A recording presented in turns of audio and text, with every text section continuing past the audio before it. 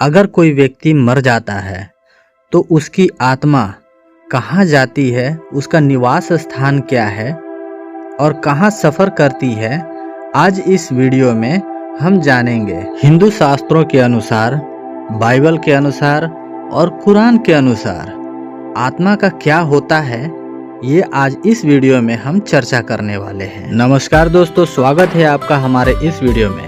ऐसे ही रोचक जानकारियों के लिए हमारे वीडियो को लाइक करके चैनल को सब्सक्राइब कर लीजिए, ताकि हमारा आने वाला हर वीडियो आप तक बिना किसी रुकावट के पहुंच सके।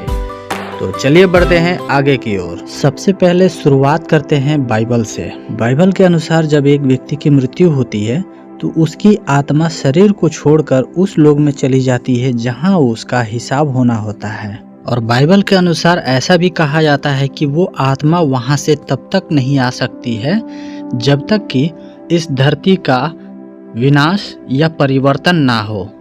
वो आत्मा वहां पर तब तक रहेगी जब तक उसका हिसाब होगा, और जब परमेश्वर हिसाब करेंगे तब परमेश्वर वहां से सारी आत्माओं को अपने अपने शरीर में जाने का आदेश देंगे, और जितनी भी आत्माओं के शरीर को दफन किया गया है वो सारी आत्माएं फिर से वापस अपने अपने शरीर में आकर के परमेश्वर के समक्ष खड़े होंगे और अपने अपने पाप और पुण्य का हिसाब देंगे।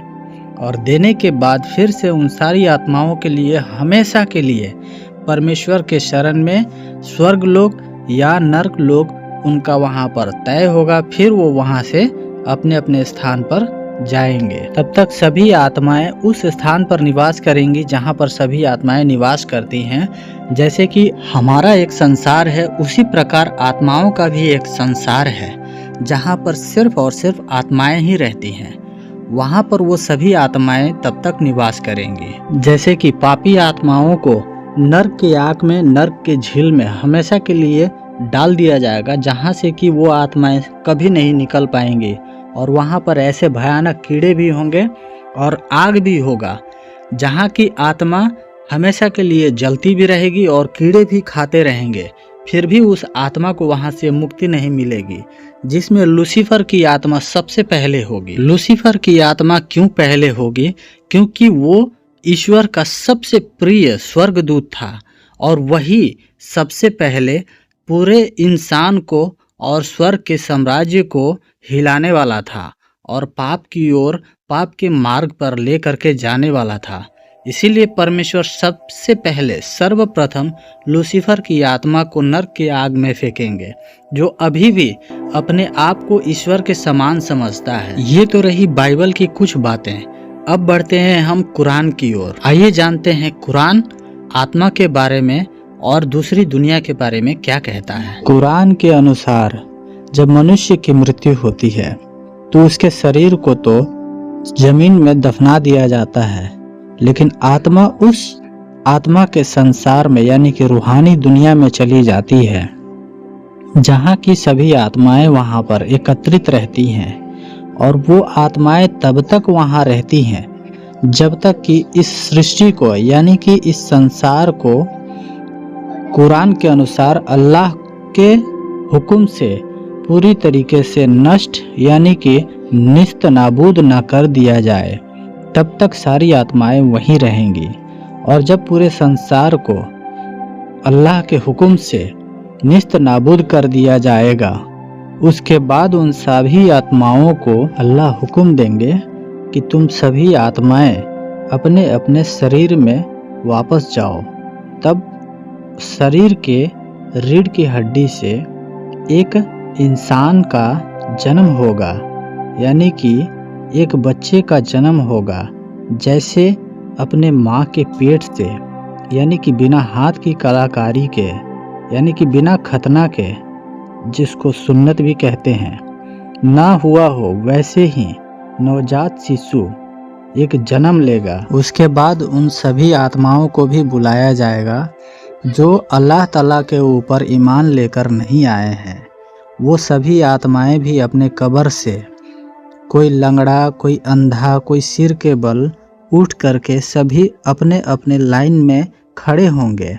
यानी कि ऐसे कह सकते हैं कि जो अल्लाह के नेक बंदे हैं, यानी कि जो इस्लाम को मानने वाले हैं, सिर्फ वही अल्लाह के नेक बंदे हैं और जो अल्लाह के ऊपर ईमान नहीं लेकर आए हैं वो सभी काफिर हैं, वो सभी आत्माएं।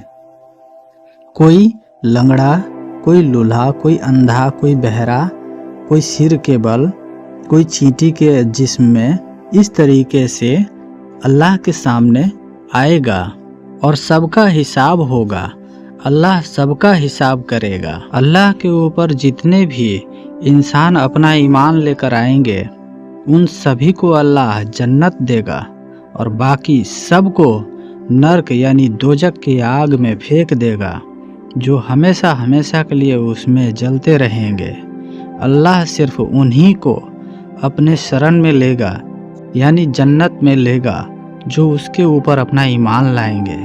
लेकिन उससे भी पहले जब इस सृष्टि का विनाश होगा यानी कि डिस्ट्रॉय करेगा अल्लाह, तो सभी मनुष्यों को बिना खतना यानी बिना सुन्नत के ही, यानी कि अल्लाह पहले उन सभी को हिंदू बनाएगा, फिर अपने सामने बुलाकर उनका हिसाब करेगा। कुल मिलाकर बात ऐसा कह सकते हैं कि अल्लाह उन बंदों को अपने जन्नत में बुलाएगा जो उसके ऊपर ईमान लाएंगे। बाकी सारे बच्चे नर्क यानी दोजक के आग में हमेशा के लिए जलते रहेंगे, तड़पते रहेंगे। ये तो रही कुरान की बात।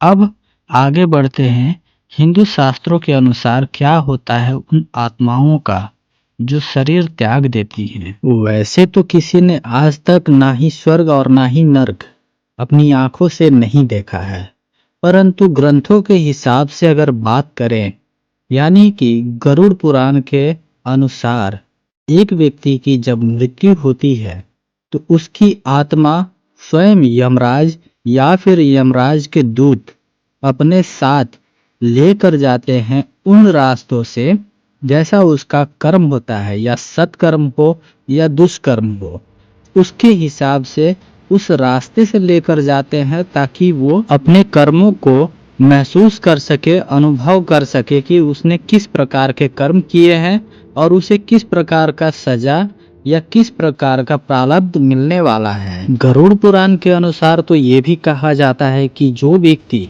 अत्यंत ही पापी यानी यहाँ पर जिसके हृदय ना हो, जो हृदयहीन हो यानी कि पाप करने में सर्वथा आगे रहता है, उसे किसी भी प्रकार का ना ही देव ना ही दानव ना ही भगवान का किसी भी प्रकार का भय नहीं रहता है, वो पाप करने में कभी पीछे नहीं हटता। किसी की हत्या करना हो, चोरी करना हो, दुष्कर्म करना हो, इस प्रकार के लोगों को गरुड़ पुराण के अनुसार ले जाकर उन्हें अत्यंत ही पीड़ा दिया जाता है। ऐसी आत्माओं को हमेशा के लिए नरक के आग में झोंक दिया जाता है, जहाँ की तरह तरह के वहाँ पर उनके लिए सजाएं रखी रहती हैं। जैसे वो इस लोक में हृदयहीन होते हैं, वैसे ही नरक लोक में भी उनके लिए हृदयहीन ही सजा देने के लिए सामने रहते हैं, प्रस्तुत रहते हैं। ऐसा भी कहा जाता है गरुड़ पुराण के अनुसार कि जो व्यक्ति यहाँ इस लोक में बेजुबान जानवरों को यानी कि जो बोल नहीं पा रहे हैं मासूम पशु पक्षियों को भक्षण करते हैं, उनके लिए नर्क लोक में कुंभी पाक नाम का एक नर्क भी है, जहाँ पर उन्हें उतना ही पीड़ा दिया जाता है, उससे कहीं अधिक